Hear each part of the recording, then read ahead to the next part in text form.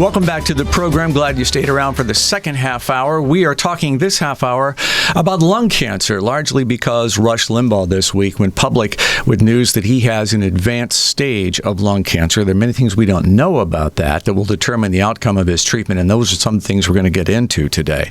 Lung cancer is the leading cancer killer in America. It kills more people than colon cancer, breast cancer, prostate cancer combined. So it is something that even if you're a non-smoker, you need to be paying attention to.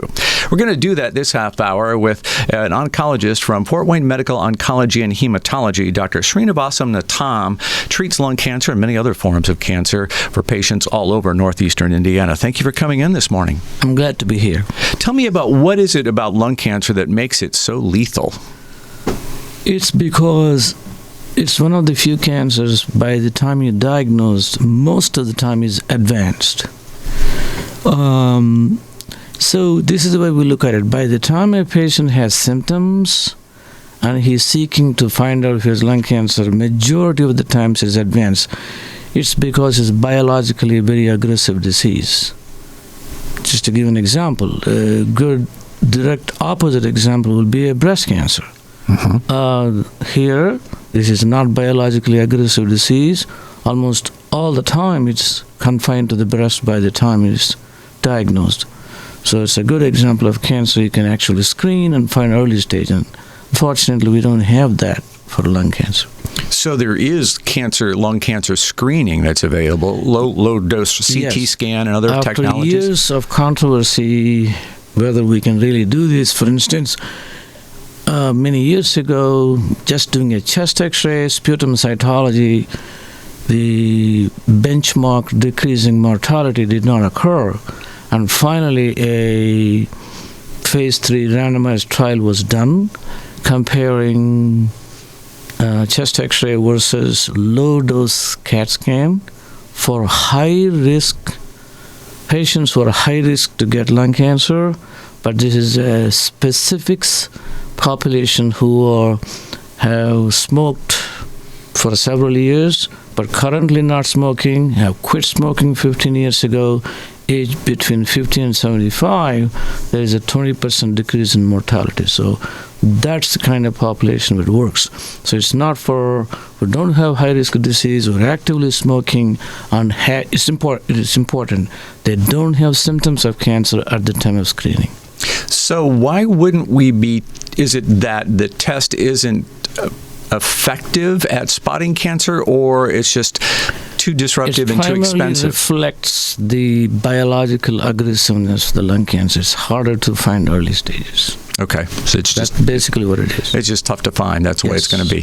And the symptoms Rush described with shortness of breath, that's pretty typical. What are the others? Well, actually, the symptoms can be anything, but the most common symptom is cough and shortness of breath. Combined. But some of the symptoms may be signs of early disease, but if you have symptoms like weight loss or severe shortness of breath, then it usually reflects advanced disease. We saw Rush wheeled into the State of the Union address in a wheelchair. That was a little surprising to me. Does it surprise you? What does that tell us about where he might be in his stages of cancer? If he's wheeled, I didn't see it. If he's wheeled in a wheelchair, I would assume he is weak and doesn't have strength to be able to stand up on his feet, and that is very concerning, because one of the symptoms that indicates possible poor prognosis is a performance status. Mm-hmm. So for any stage of lung cancer, performance status matters, and that's what we use to determine what type of treatment the patient might tolerate. So the fact that he announced that he has advanced stage lung cancer, that's medically significant. It means that the cancer has left his lung and is now spread through his body, stage 4 as it's commonly referred to. So what type of treatment might he be looking at, and what do you need to know before you know about treatment? I think enough progress has occurred in our understanding of lung cancer in the last few years. Today, this is where we are. If somebody has advanced lung cancer, first thing I need to know, there are 2 types of lung cancers. Majority of them, approximately 85%, are non-small cell, and 15% are small cell. That's the first thing oncologist wants to know. Why? If it is that uncommon or less common small cell, the prognosis is extremely poor for advanced disease. Sadly, patients will only live 8 to 9 months. And there has not been much progress for that subtype of lung cancer. On the other hand, if you have non-small cell lung cancer, few years ago, all we need to know is non-small cell lung cancer, small cell. We used to think all non-small cell lung cancer is one entity. Now, we found out in the beginning it's a squamous versus non-squamous. Well, squamous may be one homogeneous entity. The non-squamous is another non-homogeneous. Out of that, adenocarcinoma is the most common type of lung cancer. And in adenocarcinoma, we thought it's just one subtype. Based on the molecular pathogenesis now, there are so many different mutations in these patients. And today what is required, if somebody has non-small cell lung cancer, I need to know squamous versus non-squamous. This is standard of care now. And within the non-squamous, we send the tissue for mutational analysis to find out if there is any driver mutation. So we have targeted therapy. And the treatment we have today is based on presence or absence of these driver mutations. Got it. So you need to know small cell versus non-small cell, and then underneath the non-small cell, you've got another list of things. And this is no longer sophisticated testing. It's standard of care now. So is a biopsy, I assume, is what's included? Lung cancer is diagnosed after a suspecting patient has lung cancer based on radiographic abnormality. And in the past, it used to be sometimes open lung biopsy. Now, either by bronchoscopy or ultrasound-guided biopsy by radiologists. Is not a very invasive test anymore. And thanks to the advances in molecular pathogenesis, we just need few small biopsy specimens to determine this now.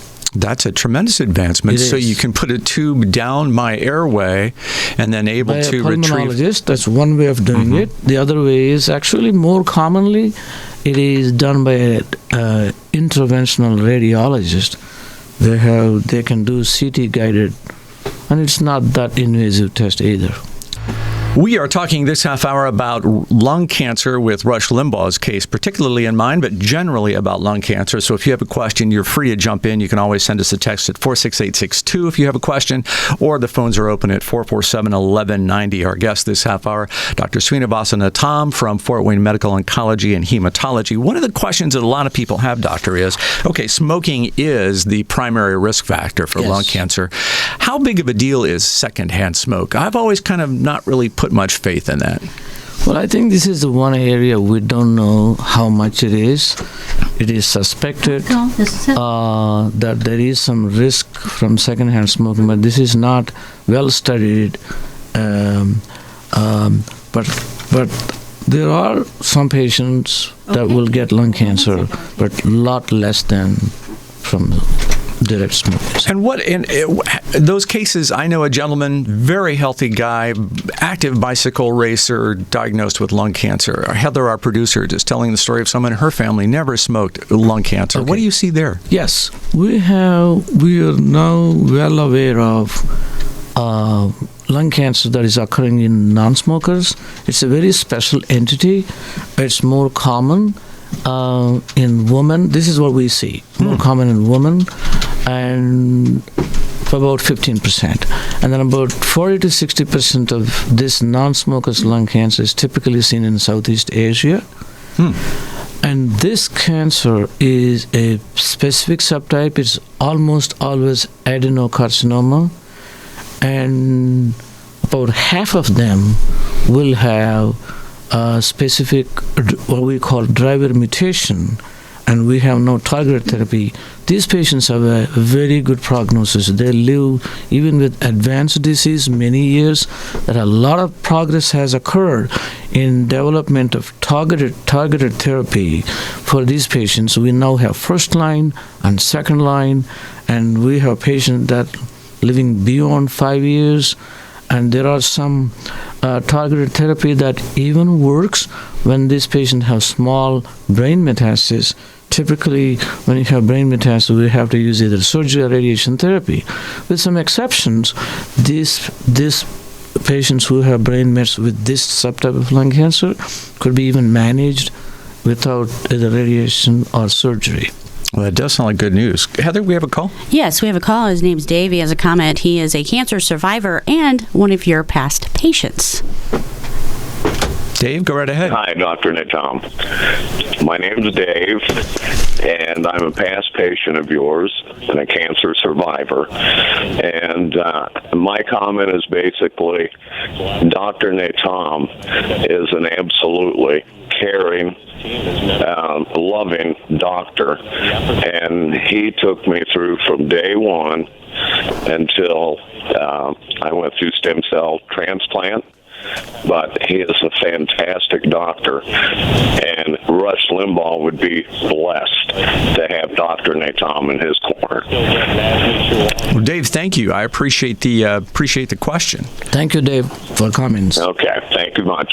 Oh, that's nice. So let's talk a little bit about what might be ahead for Rush. You just talked about metastasis as always, the big fear, and with stage 4, that means it has spread outside his lung. Lung cancer tends to go specific places in the body. Yes. So, as I've said earlier, because of biological aggressiveness, majority of the times it is advanced disease by the time we find it. So, when patients have stage 4 disease, the prognosis would depend on a number of things.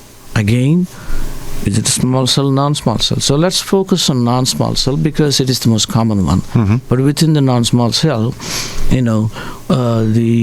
all stage 4 patients don't have the same prognosis because it depends on how much they have, how many organs were involved, and what organs involved. For instance, lung cancer tends to go to liver, bones, brain, and one other spot called adrenal glands. So the prognosis is different based on where it's located. Example, probably the worst location to have metastasis would be naturally brain metastasis. And even within the brain metastasis, it depends. Is it 1? Is it 2? Can we remove them? Or is it multiple? So and if you have a lot of brain metastasis, that's not a good situation. It's a challenge for us because you can't do surgery on that. Chemotherapy typically doesn't go to brain, so you depend on radiation therapy. And such patients have short life expectancy. On the other hand, give a direct opposite example. If you have metastasis to adrenal gland, you can potentially, if that's the only area of metastasis, we use the word oligometastasis. You can, even though it's metastasis, even though it's blood spread, you can remove that adrenal gland. It's not a major surgery, and control the primary tumor in the lung by whatever way it is possible. These patients can live a long time. And another type of metastasis, it will be liver metastasis. There typically you don't do surgery, and when patients have bone metastasis, there are multiple of them. So the prognosis would depend on a number of things and a patient's performance status and age. Yeah, their general overall health, yes. Comorbidities, as you guys like to say. So let's talk about where all the advancements seem to be coming in cancer therapy, and that is using our own bodies. Teaching our immune system how to recognize cancer is critical. Yes, this is one area of rapid advancements in management of cancer. And until a few years ago, we were pretty disappointed because we have reached the plateau with the chemotherapy. So by basic research, it was found out that the immune system does play in controlling cancer, at least in some cancers. And we learned that the cancer cells have the ability to turn off the immune system.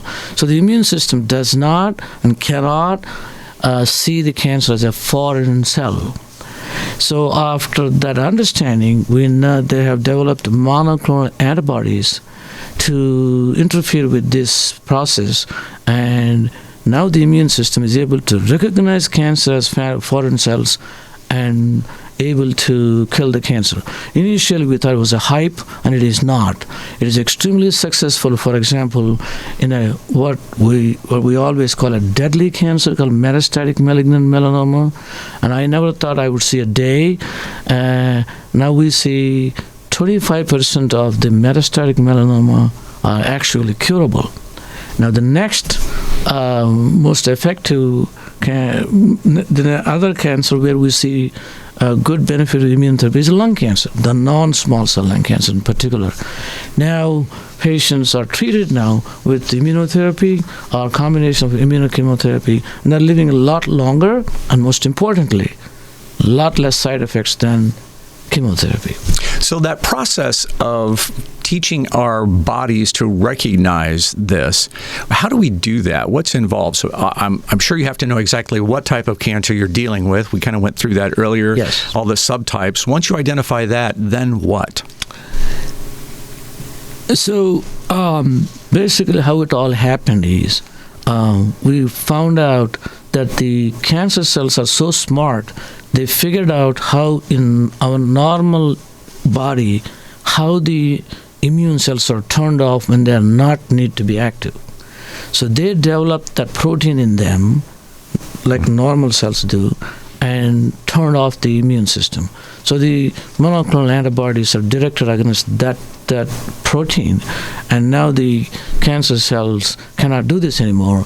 It's like the cancer is covered with the camouflage, and the immune cells cannot see them. With these monoclonal antibodies, we have removed the camouflage. Now it just so happens it doesn't work in all cancers. So the research has shown it has worked in cancers where chemotherapy doesn't work well. So melanoma, lung cancer. Now we know it works in kidney cancer and Hodgkin's disease and a few other cancers. So as you look forward, what do you think is the next big thing, the next jump that's going to help patients? For lung cancer, let's stay there. Well, I think for now, it is the fine-tuning the immune system. And one of the questions we all have is, well, in theory, you would think it should work in all patients with lung cancer, and it doesn't. So the research now is focusing on finding out what are the patients where it's likely to work, and most importantly, can we find out those patients where it won't work, because it's a very expensive treatment. And another area of research is we now have, all of us have, some patients are living many years on this immunotherapy, but it's only 20% or less. So we're trying to find out who are these patients, what are the host factors that's making them live long with the exact same treatment given to all patients. I have just about a minute left for you. Is there anything you'd like to leave the audience with, something to take away today? Of course, even though we made a lot of advances in treating lung cancer, we're happy with that, but it's still a deadly disease, and it's a preventable disease. And the only way to prevent is not to smoke, and even if you're smoking, make every effort to quit. That's the main thing. The lungs have a remarkable ability to heal themselves after you quit, so there is good motivation to do that. Thank you. That's Dr. Sreenivasa Nattam from Fort Wayne Medical Oncology and Hematology. They have offices on the north side and the south side of Fort Wayne. Also have doctors that appear in 10 different communities around Northeast Indiana, bringing advanced cancer care to where you are, so you don't always have to go to them. So you can learn more at FWMOH.com, FWMOH.com.